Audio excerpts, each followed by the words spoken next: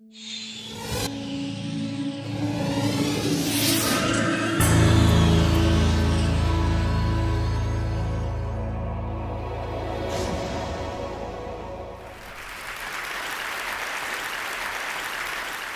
the past several days, I heard people talking about China.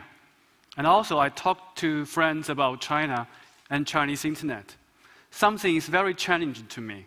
I want to make my friends to understand China is complicated. So I always want to tell the story like one hand it is that, the other hand is that. You can't just tell one side story. I give you an example. China is a BRIC country. BRIC country means Brazil, Russia, India, and China. This emerging economy really is helping revival of the world economy. But at the same time, on the other hand, China is a sick country. The terminology coined by Facebook IPO paper 5, he said the sick country means Syria, Iran, China, and North Korea. The 4 countries have no access to Facebook. So basically, China is a sick BRIC country. Another project was built up to watch China and Chinese internet. But now, today, I want to tell you my personal observation in the past several years from that war. So, if you are a fan of the Game of Thrones, you definitely know how important a big war for an old kingdom. It prevents weird things from the north. Same was true for China. In the north, there was a great war, Changcheng. It protected China from invaders for 2,000 years. But China also have a great firewall. That's the biggest digital boundary in the whole world. It's not only to defend Chinese regime from the overseas, from the universal value, but also prevent Chinese own citizens to access the global free internet, and even separate themselves into blocks, not united. So basically, internet has 2 internets. One is the internet, the other is the ChinaNet. But if you think the ChinaNet is something like a dead land, wasteland, I think it's wrong.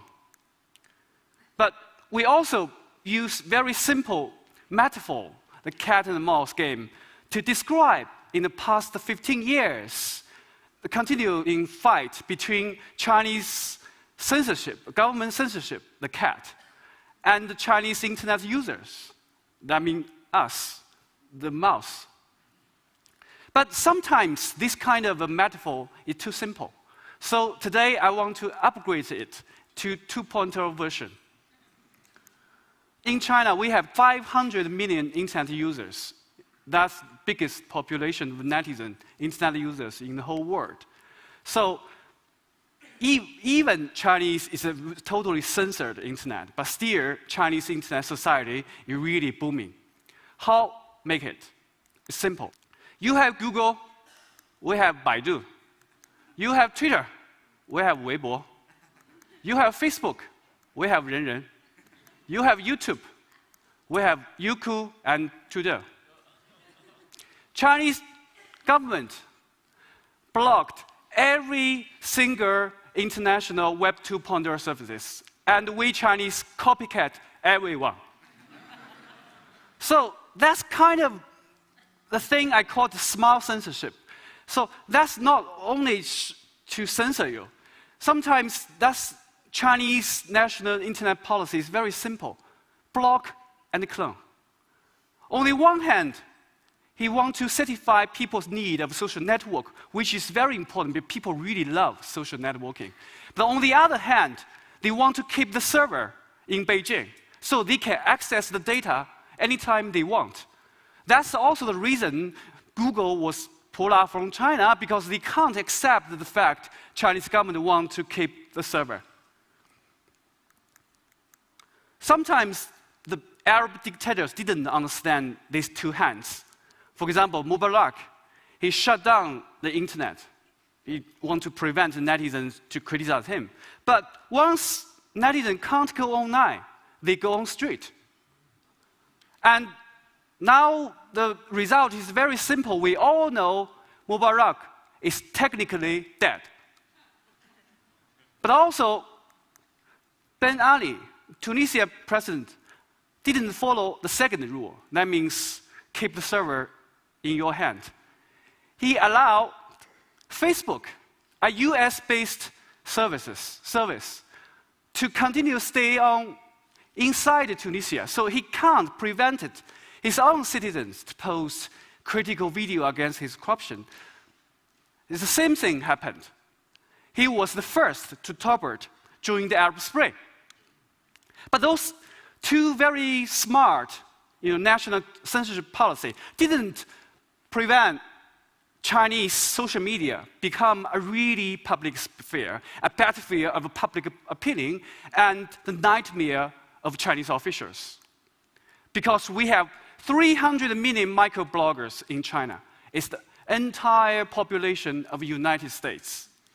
So when these 300 million people, microblogger, even they blog the tweet in a censored platform, but itself is China-led, but itself can create very powerful energy, which has never happened in the Chinese history. 2011, the July, 2 British trains crashed in Wenzhou, a southern city. Right after the train crash, authorities literally want to cover up the train, bury the train. So it angered Chinese netizens. The first 5 days after the train crash, there were 10 million criticism of the posting on the social media, which never happened in Chinese history. And later this year, the real minister was sacked and sentenced to jail for 10 years. And also, the very recently, very funny debate between the Beijing Environment Ministry and American Embassy in Beijing. Because the ministry blamed American Embassy for intervening Chinese internal politics by disclosing the air quality data of Beijing. So, the app is the embassy data, the PM 2.5. He showed 148. He showed is dangerous for sensitive group. So, suggestion is not good to go outside. But the Đằng is the ministry's data. He shows 50. He said it's good. It's good to go outside. But 99% of Chinese microbloggers stand firmly on the embassy side. I live in Beijing. Every day, I just watch the American embassy's data to decide whether I should open my window. Why Chinese social networking, even within the censorship, is so booming? Part of the reason is Chinese languages. You know, Twitter and Twitter clones have a kind of a limitation, 140 characters. But in English, it's 20 words or a sentence with a short link. Maybe in Germany, German language, maybe just aha. But in Chinese language, it's really about 140 characters, means a paragraph, a story. You can almost have all the journalistic elements to there. For example, this is the Hamlet of Shakespeare. It's same content. You can see exactly one Chinese tweet is equal to 3.5 English tweets. Chinese is always cheating, right? So because of this, Chinese really regard this microblogging as a media, not only headline to media. And also, the clone. Sina company is the guy who cloned the Twitter. They even has their own name with Weibo. Weibo is Chinese translation for microblog. It has own the innovation at the commenting area, make the Chinese Weibo more like Facebook rather than the original Twitter. So these innovations and the clones as the Weibo and the microblogging, when they come to China in 2009, they immediately become the media platform itself. It become a media platform of 300 million readers. They become the media. If anything not mentioned in Weibo, it does not appear to exist for Chinese public. But also, Chinese social media is really changing Chinese mindset and Chinese life. For example, they give the voiceless people a channel to make your voice heard. We had a petition system. It's a remedy outside the judicial system. Because Chinese central government want to keep a myth. The emperor is good, but all the local officials are thugs. So that's why the petitioner, the victims of the peasant, went to take the train to Beijing to petition to central government, the emperor want to settle the problem. But when more and more people go to Beijing, they also cause the risk of revolution.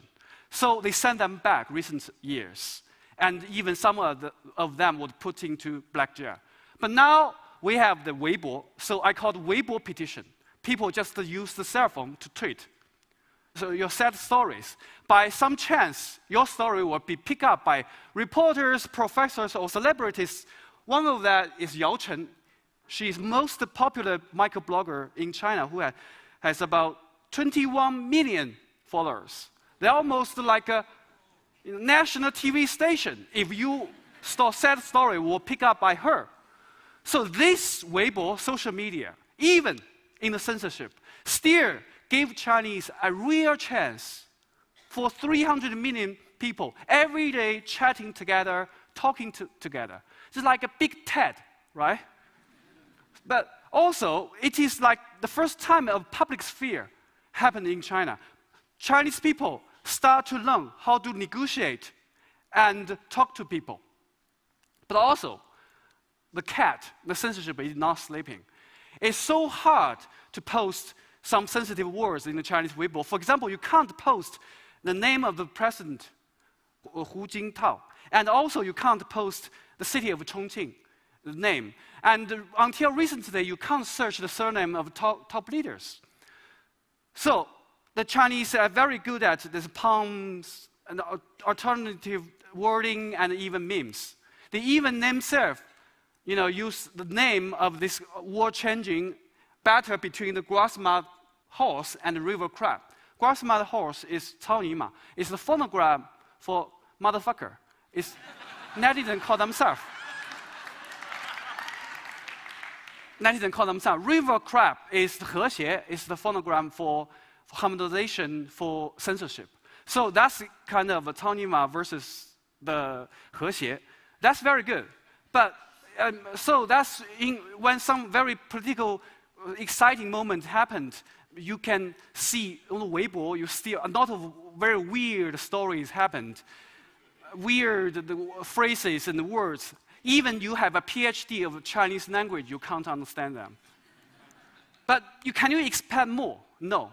Because Chinese Xinjiang Weibo, when it was founded, is exactly 1 month after the official blocking of Twitter.com. That means from the very beginning, the Weibo has already convinced the Chinese government we will not become the stage for any kind of threat to the regime.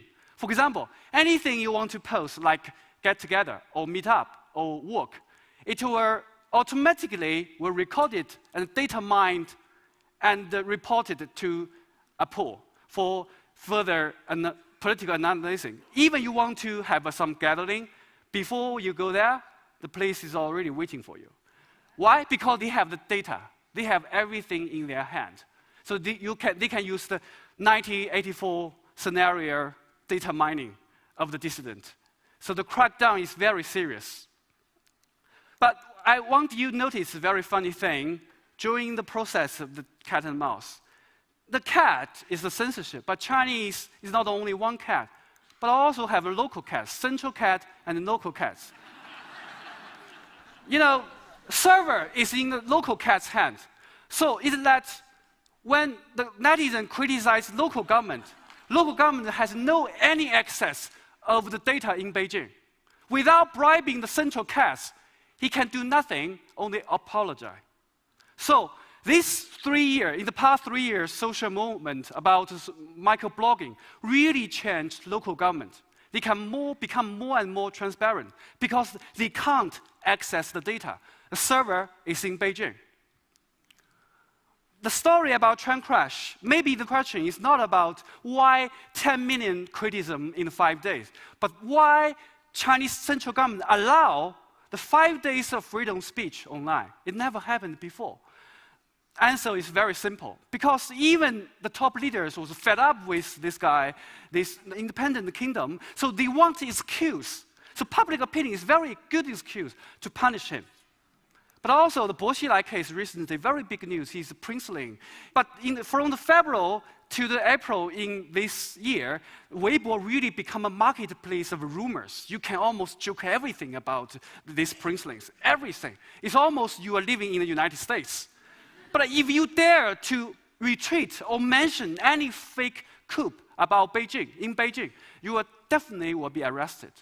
So this kind of freedom is targeted and precise window. So Chinese in China, censorship is normal. Something you find is freedom is weird. Something will happen behind. Because he was very popular leftist leader. So central government want to purge him. They need very cute to convince all the Chinese people why he's so bad. So the Weibo, the 300 million public sphere, become a very good, convenient tool for political fight. But this technology is very new, but technique is very old. It's made famous by Chairman Mao Zedong, because he mobilized millions of Chinese people in the Cultural Revolution to destroy every local government. It's very simple, because Chinese central government don't need even lead the public opinion. They just give them a target window, no censor people. No censoring in China become a political tool.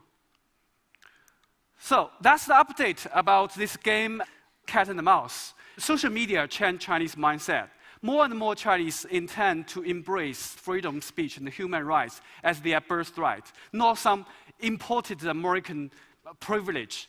But also, it gave Chinese a national public sphere for people to, it's like a training of their citizenship, preparing for the future democracy. But it didn't change Chinese political system. And also, Chinese central government utilized this centralized server structure to strengthen his power to control the local government and the different factions. So, what's the future? But after all, we are the mouse. Whatever the future is, we should fight against the mouse.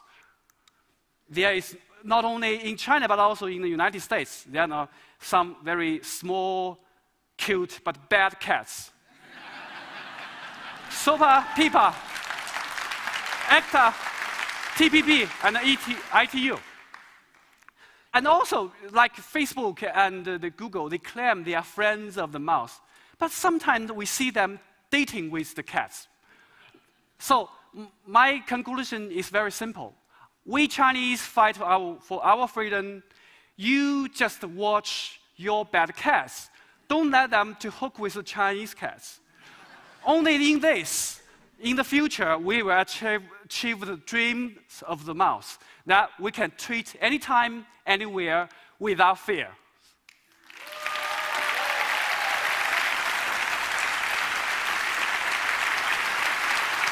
Thank you.